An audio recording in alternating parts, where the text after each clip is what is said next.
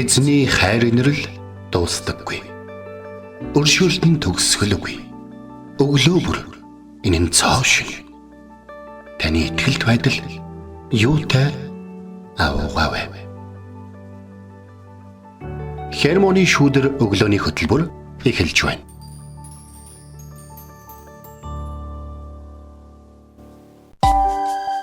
Өглөөний мэнд. Өглөөний мэнд төргий. Итгэл радиогийн эфирээс Хермоны шүүдэр өглөөний хөтөлбөр эхлэхэд бэлэн болсон байна. Эфирт пастор Сайна болон хөтлөгч Оми нар ажиллаж байна. Сонсогчдаа сайхан амарсан уу? Танд өглөөний мэнд төргий.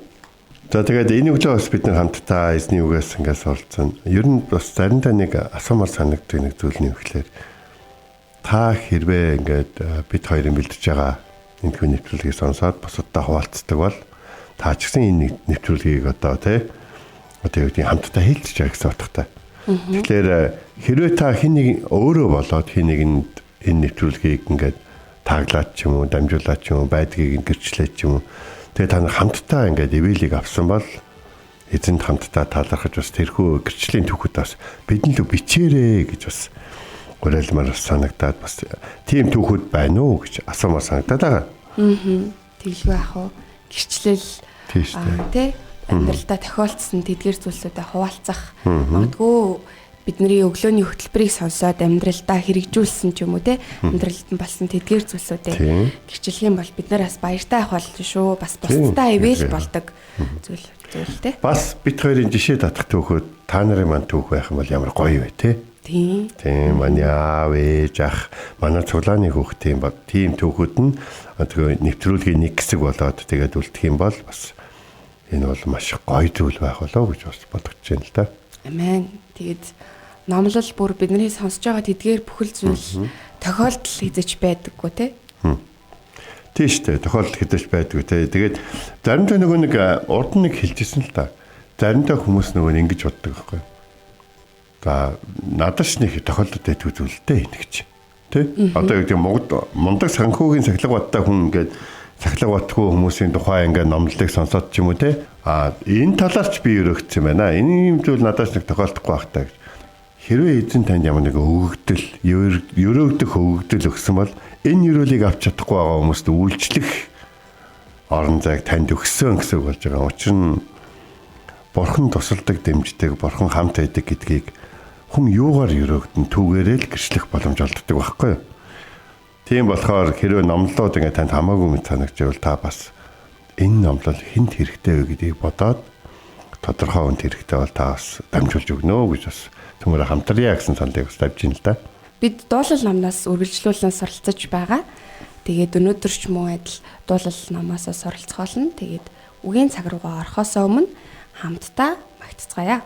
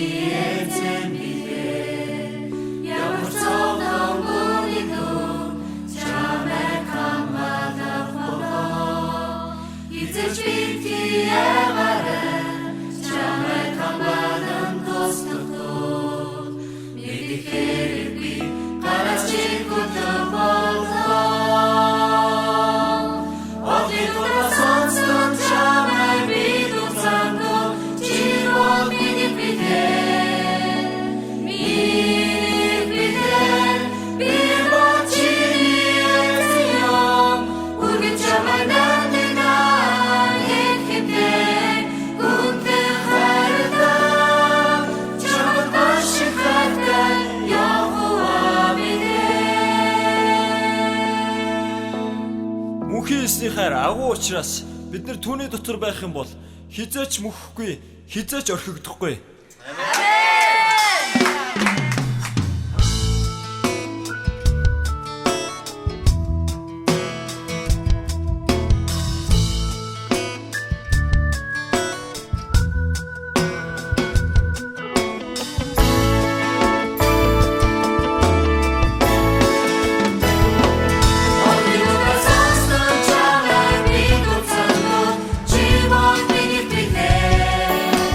We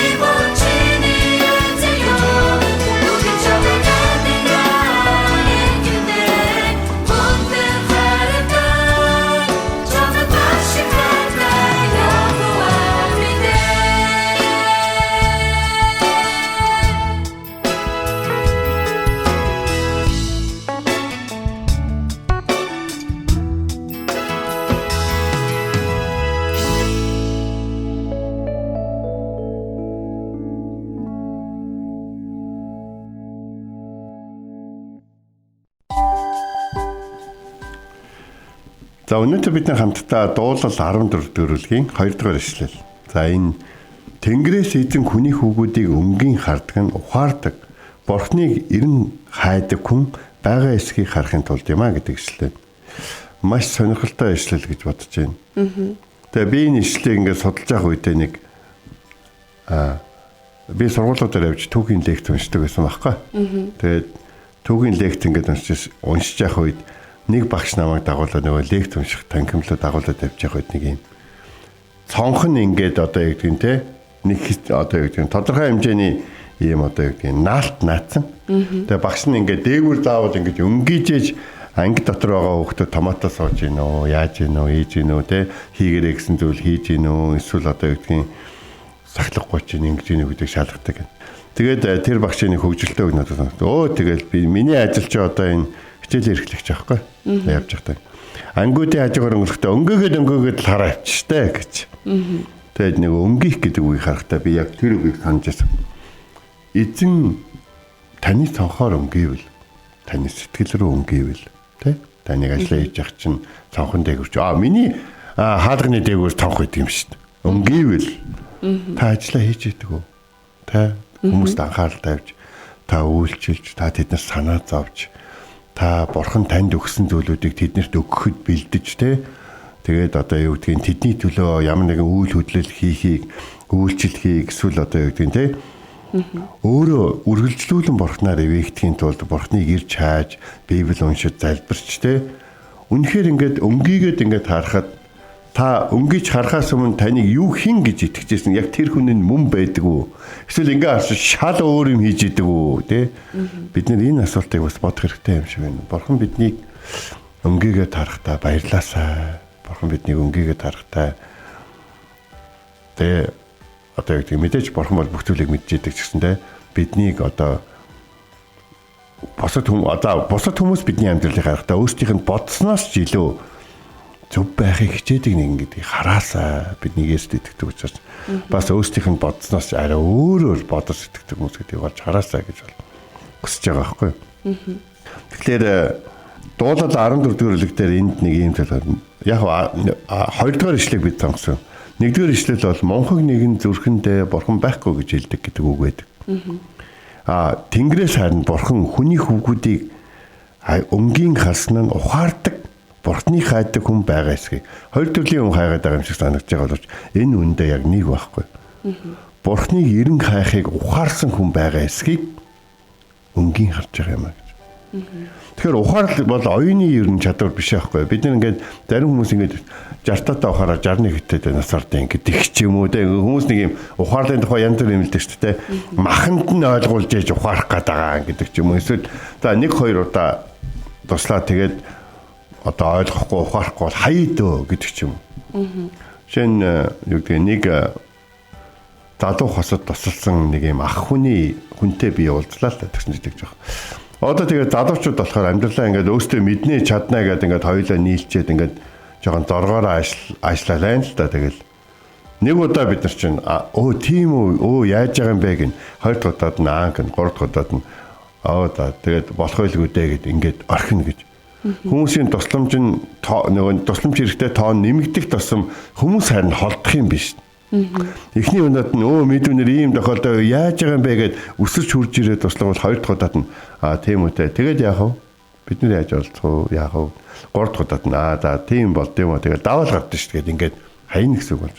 Тэгэхээр ухаарах гэдэг зүйл ойлгох гэдэг энэ зүйл аль болохоор заавал ямар нэгэн асуудал тарихаас өмнө байвал зүгээр байхгүй. Тийм ч учраас бичээсийг биднэрт өгсөн гэж бодож байна. Бичээс дээр хүмүүс бурхны үгийг авахгүй байсаар байгаад тэдэнд юу тохиолдож байгаа.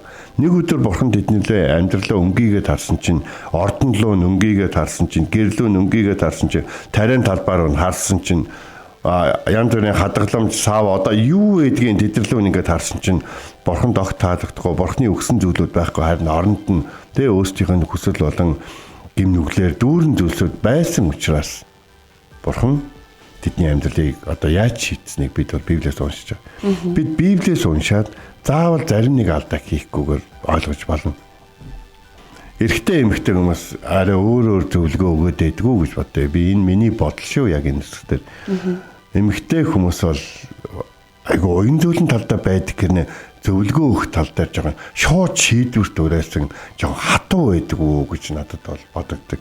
Эрэгтэй хүмүүс бол нэг тийм цаг хугацаанд даадахыг, даван гарахыг, өргөжлүүлэн дэвчих гэж оролдохыг эсвэл одоо зарим зүйлүүдийг одоо хайж хойноос нь явахгүй байхыг гэдэг ч юм нэг ийм юмыг шууд шийдэх юмудыг ер нь бага ярьдаг юм болов уу гэж бол бодогдсон.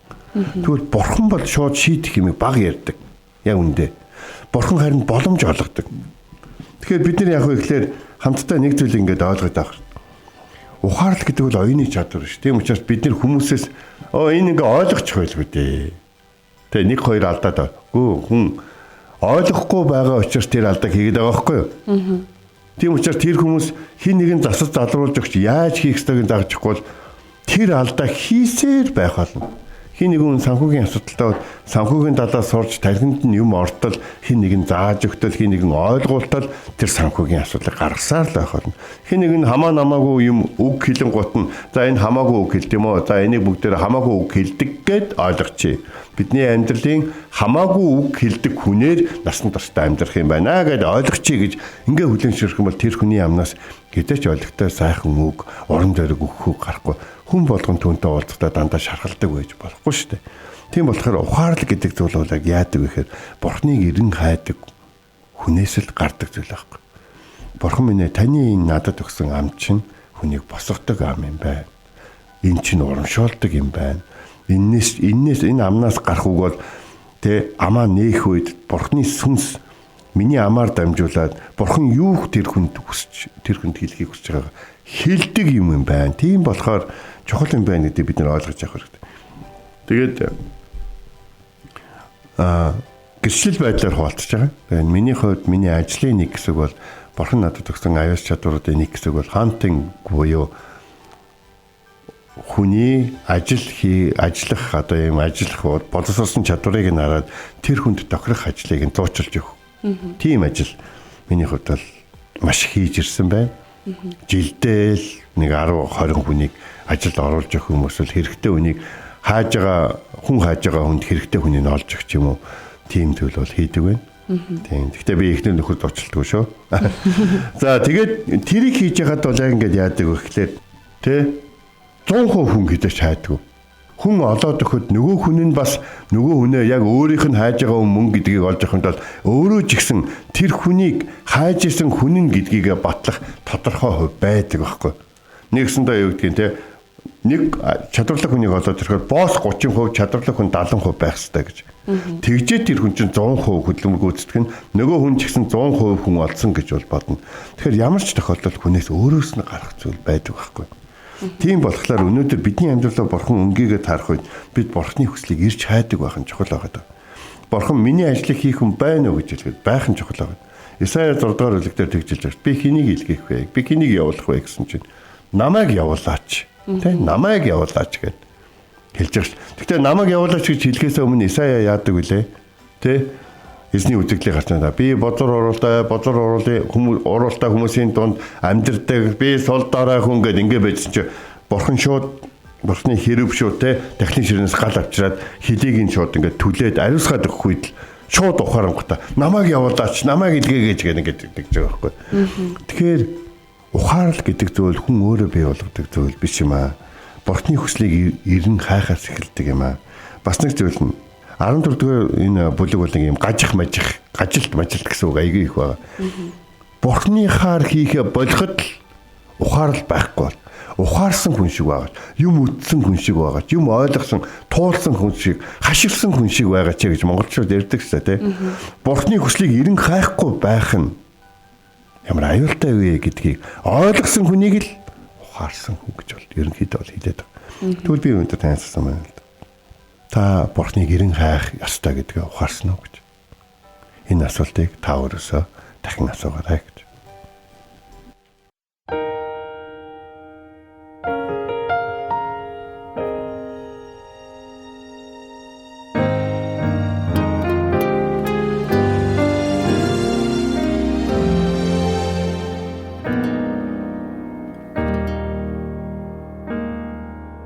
Урсгал усурсан ундрах мэд таны Ушвэт таны хүлээн байна Ариун ариун ариунаас ариун хэмжээшгүй цогжохлонтой та зүрх сэтгэлдээ би таныг нандинам зөвхөн таныг үгэж таныг харлах юм таньгүйгээр би хаачих вэ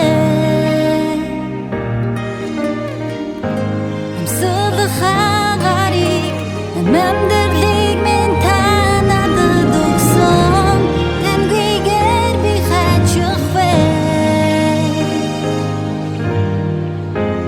Явах зам надад үгүй амьд явах өдрүүдийг минь та тогтоосон Урсгал усурсан ундрах мэд таны таныг хүлээн байна ариунаас ариун хэмжээшгүй цогжохлонтой та зүрх сэтгэлдээ би таныг нандинам зөвхөн таныг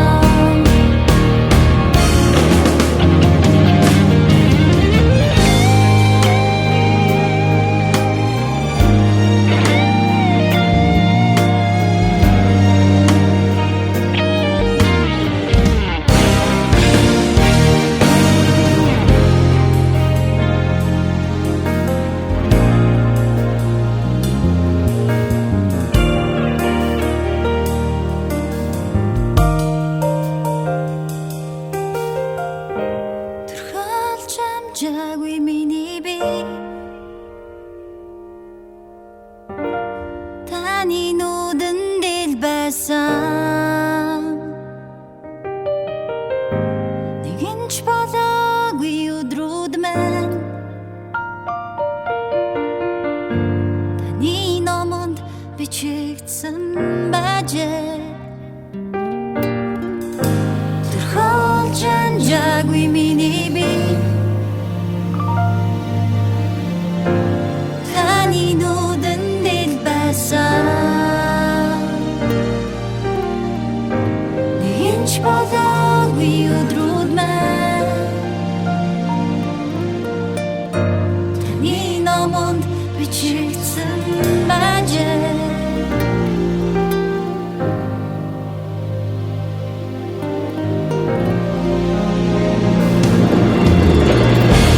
таньгүйгээр би хаачих вэ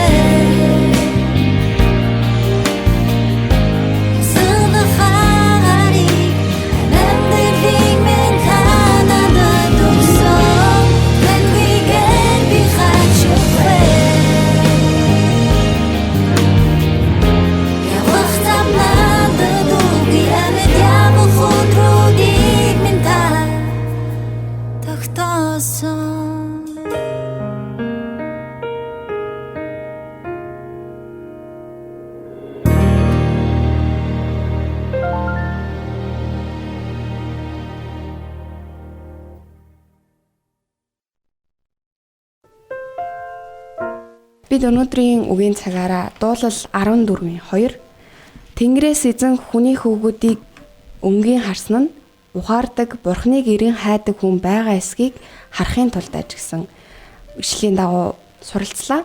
Тэгээд яг еврей нэр томьёогоор нь тайлбарлах юм бол одоо ухаарах, ойлгох гэдэг нь сүнслэг мэрэгэн ухааныг илэрхийлдэг юм байна. Сүнслэг тэр мэрэгэн ухааныг ирж хайх талаар. Тэгээ Бурхныг хайх гэдэг нь болохоор маш идэвхтэй эрэл хайгуулыг хэлдэг юм байна. Зүгээр нэг хайх биш, маш идэвхтэй хайхыг. Тэгээ Бурхан Тэнгэрээс одоо өнгийн харах, доош харах гэдэг нь одоо нөө Эхлэл номон дээр гардаг. Тийм, Эхлэл 6 дугаар бүлгийн хардаг. Тэр харалт байсан. Одоо нөгөө нэг усан галуу хүмүүсийг үер тавихаас өмнөх хүмүүсийг харж байгаа тэр харалт байсан гэж еврей нэр томьёо нь бол тайлбарладаг юм байна. Тэгээд Бурхан энэ дэлхий рүү харж Бурханыг хайдаг хүн байна уу гэж харсан байна. Харин Бурхан юу болж харсан бэ гэдэг нь бол ойлгомжтой байд. Гэтэ Адамаас эхлэлтэй тэр хүн төрлөختний гин буруугийн тухай магадгүй хэлсэн бах. Тэгээд тухайн үеийн Давидын яг энэ хэсгийг бичижсэн нөхцөл байдал нь бас өөрөө маш амаргүй тийм нөхцөл байдал байсан юм л. Одоо Филистичүүдийн занал хийлэл, Саулын урвалт, Канаанчуудын шүтэн шүтэх зэрэг ийм маш урвалтууд донд бас бичижсэн юм хэсэг байна. Тэгээд магадгүй энэ тухайн үеийн байсан тэр хэцүү нөхцөл байдлууд ч гэсэн яг өнөөдөр бидний байгаа нөхцөл байдлууд ч гэсэн бас давхцаж яг ижилхэн байгаа тий. Тэгэхээр энэ нөхцөл байдал донд бид нар гажих биш харин тэр жинхэнэ одоо итгэлийг хайдаг тэр нэгэн байх тухай байгаа. Тэгээд бас дахиад Эхлэл номон дээр гардаг мөн Ром номон дээр Паул бас хэлсэн байдаг те бүгд гажиж цөмөөрөө хэрэггүй болжээ. Сайныг үлддэг нь алга, бүр ганц ч алга гэж одоо зэмлэх маягтай хэлсэн байдаг. Тэгээд би бас энийг уншиж байхдаа бодлоо л доо. Тэгээд Бурхан өнгийгээд харсан чинь нэрээ яг энэ Ром хотод хандаж битсэн шиг үнэхээр нэг ч хүн байхгүй бол яана гэдэг шиг бас энэ талаар дахиж бодох, эргцүүлэх тухай бодсон. Тэгэхээр сонсогч таач гэсэн бас бодоод үзүүлтэй. Үнэхээр Бурхан өнгийгөө харсан чинь миний амьдрал ямар байгаа вэ гэдэг талаар бас бодож үзээсэй гэж. Нэг түүх ярих хэрэгтэй байх. Тэр бол Йов. Муу сүнс дэлхийгээр тэнж ягаад Бурханы оршиход ороод ирсэн чи хаачаа тэр. Би дэлхийгээр хэрэн тэнж ягаад ирлээ гэсэн. Миний зарч Йовтой танилцсан. Тэрэн шиг миний үгийг сахдаг хүн байхгүй байгааз. Намайг гэсэн хүн байгаа гэж. Та өөрөө тэрийг хамгаалаад байдаг үстэй гэж муу сүнс тэгдэг байхгүй. Гэхдээ Йов бас үнэхээр ингээд те Бурхан дэлхийг тухайн үед өнгийгээд ингээд харахад Йовоор муу сүнсний өмнө ч гэсэн бахархаж болно гэдгийг мэддэг байсан байна. Хүн болдог байхгүй юу? Бурханы өмнө Бурханыг харахад Бурхан амьдралын таалагдаж болдог байхгүй юу? Бурхан Давидыг юу гэж хэлснийг хэлээд хамтдаа залбирая гэж байна. Эссэн хүү Давид бол миний сэтгэлд нийцсэн хүн гэдэг үгийг хэлсэн мэт. Бурхан таны амьдрал, таны сэтгэл нийцэх болтугай. Хамт залбирая. Орчлын ертөнцийг бүтээсэн эзэн та агуу, та ариун, та амьд. Яг энэ цагтын өдөр та миний амьдралыг хараад намайг таныг ирж хайсан гэдгийг, миний зүгээс чадах бүхнээ хийсэн гэдгийг, надад зарим зүйл хэцүү байгаа гэдгийг, намайг зарим зүйлийг чаддгүй гэдгийг та хардаа гэдэгт итгэлтэй. Түүнийг зөвхөн та биш муу сүнс ч гэсэн харж байгаа. Гэхдээ та намайг хайрладаг, та намайг ивэдэг, өрөөдөг, та намайг өөрчилж, та надад хүч чадлыг өгдөг. Тийм учраас үргэлжлүүлэн таны дотор л амьдрахыг хүсэж байна. Би заавал алдаа гаргаж биш, харин сайныг амсаж туршлагатай ухаарсан байхыг хүсэж байна. Би заавал хорон мууг хийж биш, харин сайныг үлдэж илүү өөр зам байдаг гэдгийг ухаардаг байхыг хүсэж байна. Хамт байж өгөөрэй. Эзэн минь таврын амсны дагуу энэ үеийн төгсгөл хүртэл хамт байж өгөөрэй. Бид танд хандан таны хайртай бидний аврагчдын Есүс Христийн нэрээр залбирэн гуйлаа. Амен. Энэ хүрээд манай хөтөлбөр өндөрлөж байна. Итгэл радиогийн эфирээс Хермоны шүдэр өглөөний хөтөлбөр танд хүрлээ. Хамт байсан сонсогч танд баярлалаа. Маргааш энэ цагтаа эргээд уулзцгаая. Эзэн таныг харж хандах болтугай.